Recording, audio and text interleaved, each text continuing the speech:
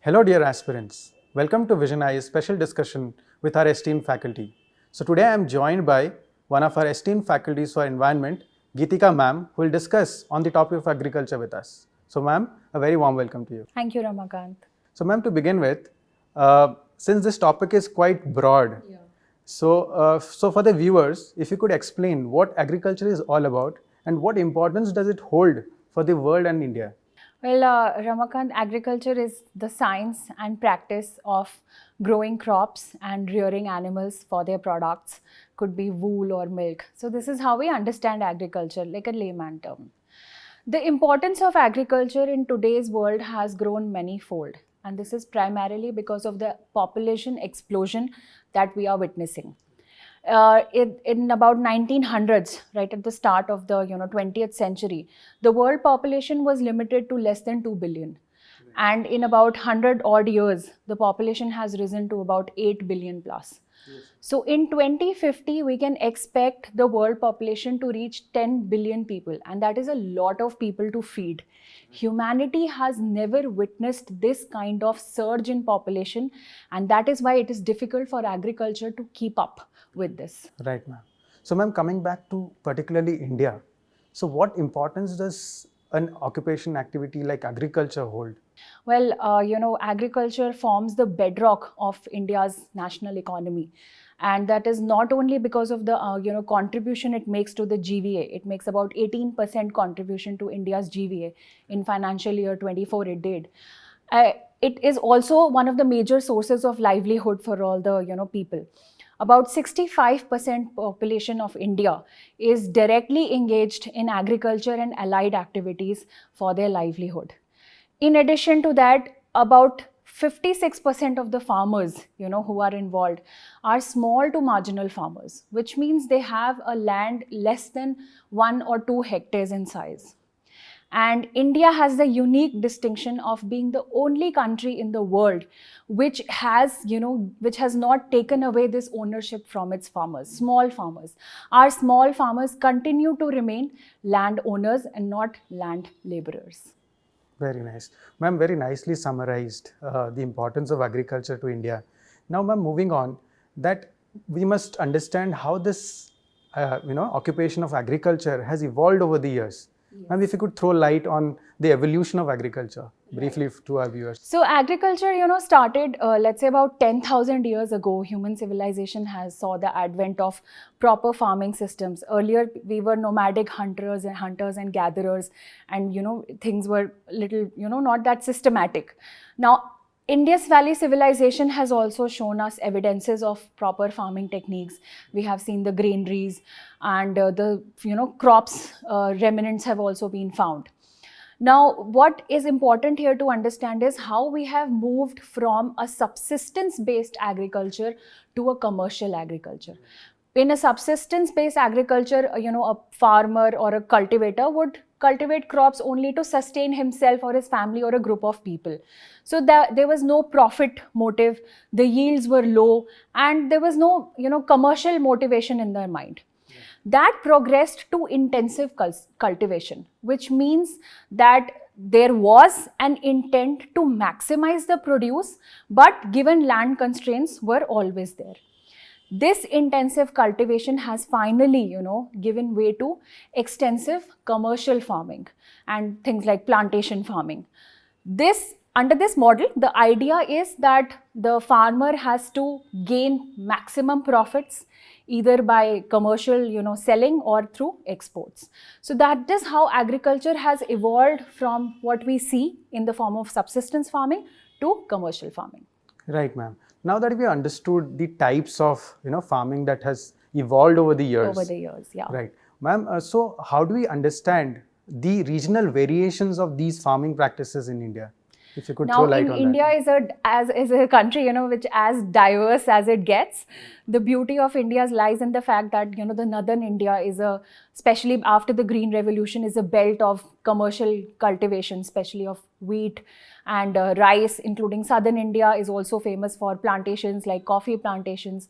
The Northeast India has still some practices which are indigenous. So for example, jhum cultivation, that is the slash and burn model. They also have some very interesting indigenous farming systems. So for example, there is the Apatani, tribe, the Apatani plateau in Arunachal Pradesh, where they integrate rice cultivation with red algae and fish. So in one farm, you not only are growing rice, but you're also growing fish and algae along with that. Apart from that, there are examples of Zabu farming, which is prevalent in Nagaland, where the cultivation depends on the hill slope and the altitude. So at the highest altitude, they would grow forests and trees. At the middle, altitude, they would grow animals, and at the bottom, they would probably grow rice or other crops.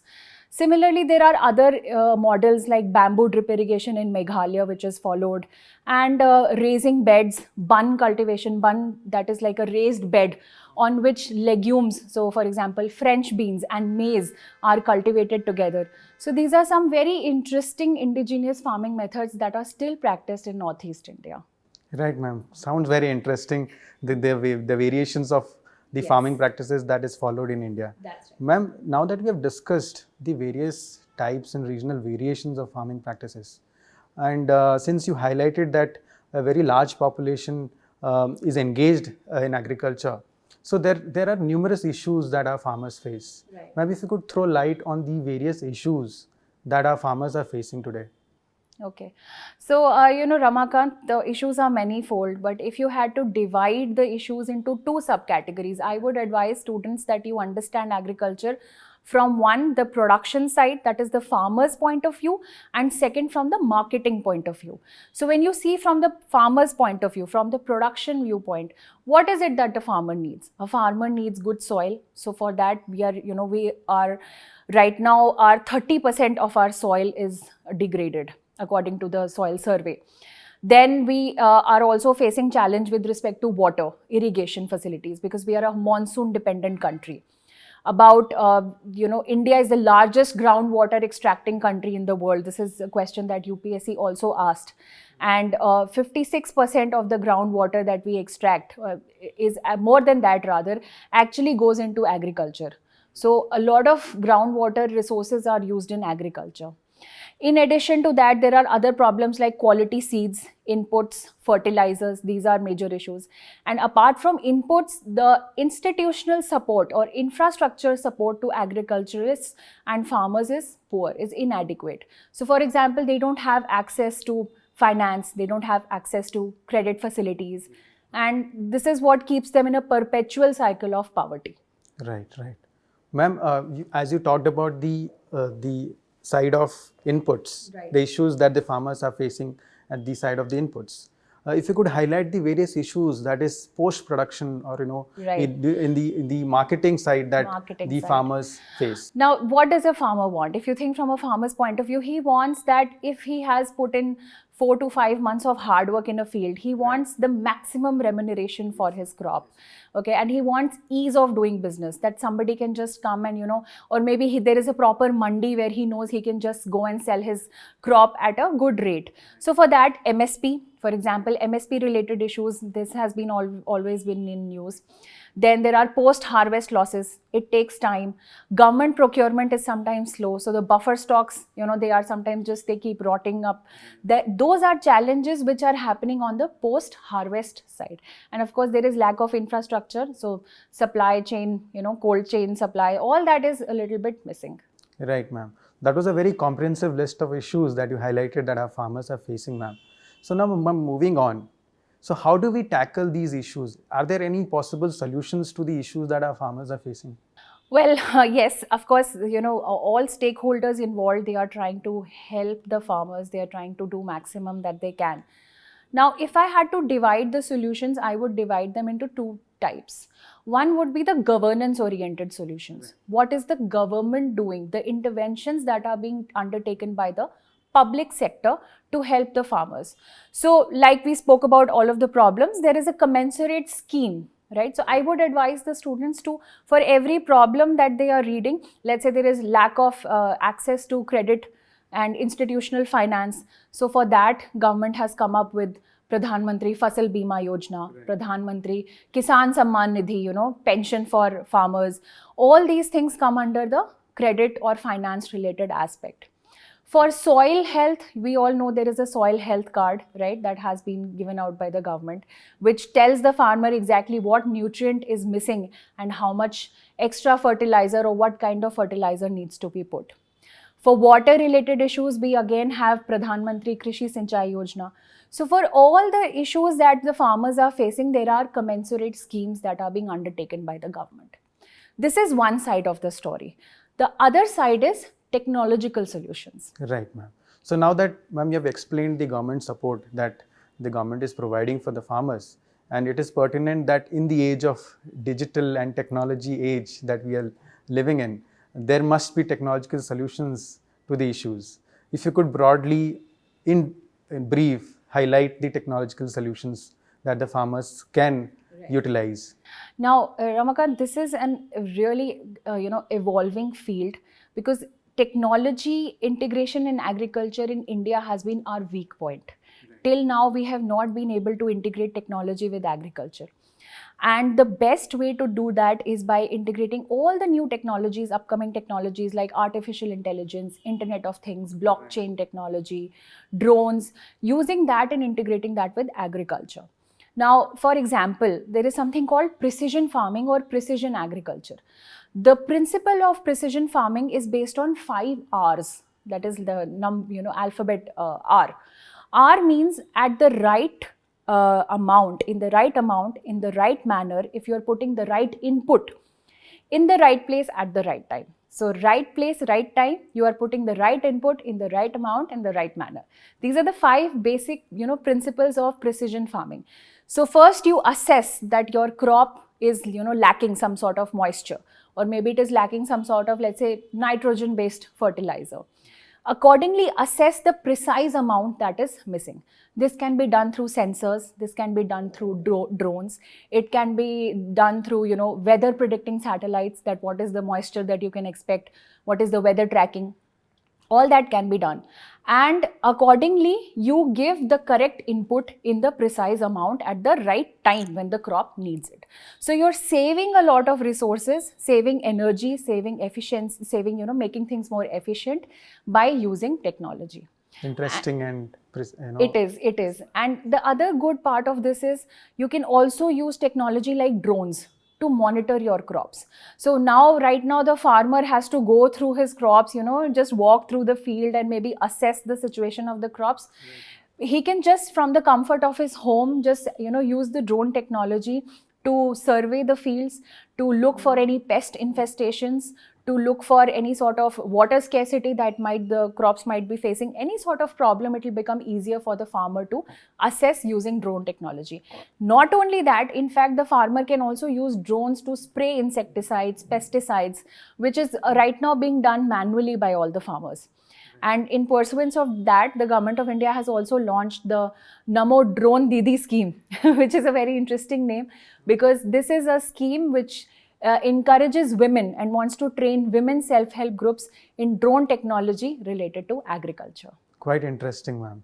Ma'am, as you highlighted the various technological solutions that we have for our farmers, and if efficiently used, definitely will yield results for the farmers as well.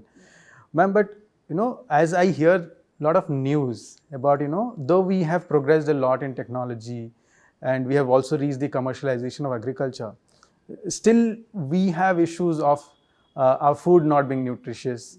Right. We still facing issues of deadly diseases coming out of our food choices that we make. Right. So ma'am, in this regard or in this context, we hear this news or even hear this topic about that we should shift towards organic farming. Right. Or various other natural farming methods. So what is this, ma'am, for the viewers, if you could explain what is the difference between natural farming, organic farming, and the various other farming practices? Right. That are... This is a very pertinent question, Ramakant. So one aspect of agriculture is about the production and those challenges and how we are overcoming that. This is one aspect which people sometimes overlook, that we are producing crops. Maybe the production numbers are also going high. India has broken its own records of production and export. But is our food really nutritious? That is a totally, different thing, because we are witnessing an increase on incidence of cancer problems, fertility issues, all those problems which were, unheard of maybe in the previous generations. So maybe there is something that we are doing wrong with the way we are cultivating our food crops. Now, organic farming here comes to our rescue. This is something that traditionally humans have been practicing, because these artificial things have just come into being. Earlier, we were using whatever cow dung was available in the, field on account of rearing livestock. We used to use that as a manure. So organic farming was a natural way of, pursuing farming. That has to be now integrated again. And now we all know Sikkim is 100% organic farming state in India. Organic farming, as you asked, is a little different from natural farming. Organic farming means there will be almost no use of chemical fertilizers or external inputs which are chemical in nature. Natural farming focuses on the fact that let the crops grow like they would grow in nature. Okay, so don't give any intervention, no intervention whatsoever, like maybe not even manure. So don't make it artificial. Let the crop grow like it would grow in the wild. Okay, let it grow in its own natural capacity. So this is the difference between organic farming and natural farming. Although colloquially these terms are used interchangeably in the newspapers, but there is a slight difference to it. Another aspect, you've asked about some other technologies, is, for example, permaculture. Permaculture is also an agriculture technology which focuses on mixing of crops. So you don't practice monocropping. You try and mix 2 and 3 kinds of crops, and you let them grow using techniques how it would do in the nature. Again, it is a sort of a natural farming, but a little different from that. So these are technologies: conservation agriculture, permaculture, using of mulching practice, then this organic farming. These are environment friendly agricultural methods that are again coming back into prominence, not just in practice but also in the UPSC examination, because UPSC also tends to ask a lot of questions around these topics. Right, ma'am. Ma'am, you talked about, environmental friendly practices in your answer, and that sounds very interesting. Ma'am, as you talked about, that we need to go back to our roots, or we need to revive our old practices. Ma'am, if you could highlight a little more on these eco-friendly agriculture practices that we could go back to, considering the issues that we discussed earlier. Right. So, Ramakant, we probably don't just have to go back in time and look for traditional practices. Maybe we can go forward and look for environment-friendly practices. So, for example, let's say, legume intensification, crop rotation, mixed cropping. Okay, we can use tensiometers to judge you can use technology to judge exactly what is the requirement of the plant. So tensiometer, for example, can be used to understand the water potential, and then accordingly what is the water need of the plant. These are technologies which will help us customize our growth according to the requirement. So vertical farming is a little energy intensive exercise, but if you are using, let's say, renewable energy generated from solar or wind energy, then it becomes an environmentally friendly practice. Hydroponics, aquaponics, these are all forward technologies. I would rather not go backward, we would rather go forward. These are all technologies which we can put in use. And also gene editing. So we have seen cases of where we have modified the genes of certain plants to make them pest free, or rather immune to pests. So these are all technologies that we should be using. Climate smart agriculture, you accordingly plant the kind of like crops where it would grow without much intervention. So let's say in a rain fed area or in a dry land farming, you would not grow rice. So based on the climate. Based on the climate. So accordingly, maybe forward-looking technologies, these are something that can come to our rescue, because 56% of the vegetative land on earth is already being used for agriculture. So if we want to grow our crop production, we can't keep on putting trees down, we can't carry on with deforestation, we can't do that. We have to look for vertical solutions, we have to look for lab-based solutions. Right, ma'am. Ma'am, very beautifully summarized the solutions and the focus on eco-friendly practices. So I can summarize this as that we need best of both worlds. Absolutely. Right. Absolutely. So ma'am, considering agriculture, now moving on, that agriculture is an important topic when we consider the UPSC exam as well. Right. So from a topic point of view, how does an aspirant prepare for this topic for both prelims and mains, ma'am? Okay, this is the most important question rather, I think. Now, agriculture, if you see, is a topic which has been asked by UPSC from different viewpoints. First is they ask about, different crops and what are the growing conditions that they require. So, for example, tea, what does it require? It requires hill slopes, well-drained soils, like those kind of questions. Then there are questions related to production and statistics. So, for example, India is the leading producer of milk, millets, jute.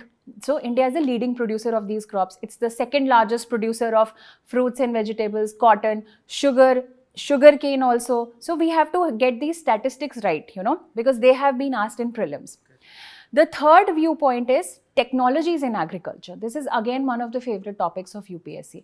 Many a times UPSC has asked questions on, let's say, mulching, what will happen if you apply gypsum, biochar. So all recent technologies in agriculture, like permaculture we talked about. Permaculture was in news because of Nepal. A village in Nepal was brought back to life purely because of permaculture practices. The ponds revived, the water conservation techniques worked. So these kind of news which help in revival of a place, especially revival of old agricultural techniques, nature-based, natural techniques, these are something that you should definitely look forward to, in your newspapers and make notes of. Apart from that, of course, there are environment-oriented agriculture news. So specific news related to some species or some crops, that is always there. From mains point of view, again, UPSC asks questions related to agriculture schemes. So for example, there was a question on Fasal Bima Yojana. So those are important aspects. And of course, there is GS paper 1, which has geography, so that covers some aspect of agriculture, and GS paper 3, which has the more economic side of agriculture. As I can sense from your answer, ma'am, that agriculture as a topic is quite overlapping across the papers, and a thorough preparation of this topic would actually help the students in a multifaceted manner across the papers. In last 7 years, in the environment section, we have seen an average 2 to 3 questions on agriculture every year in prelims. So agriculture becomes a very, very important topic in that way. So for this year's prelims aspirants also, there are very important topics in agriculture that they should cover. For example, in 2023 was the International Year of Millets, and India is one of the leading producers of millets in the world. Unfortunately, we saw the demise and passing away of the Green Revolution man of India, that is MS Swaminathan. So that is also one topic. We can expect a question around Green Revolution. India has recently become the chair of the International Sugar Organization for 2024. So that is also one topic from which you can expect a question. In addition to that, of course, there are new indices that have been launched, for example, Farmer Distress Index, so on and so forth. So agriculture as a topic for this year's prelims also holds a lot of importance. Right, ma'am. As you clearly mentioned that the agricultural contributions of personalities also are important in this regard. Right. Thank you, ma'am, for your time and sharing your valuable insights on this important topic of agriculture. Thank you for having me, Ramakant. So, dear students, the guidance provided by ma'am will definitely help you prepare across all papers of UPSC on this important topic of agriculture. So, until we meet next time, thank you for joining us.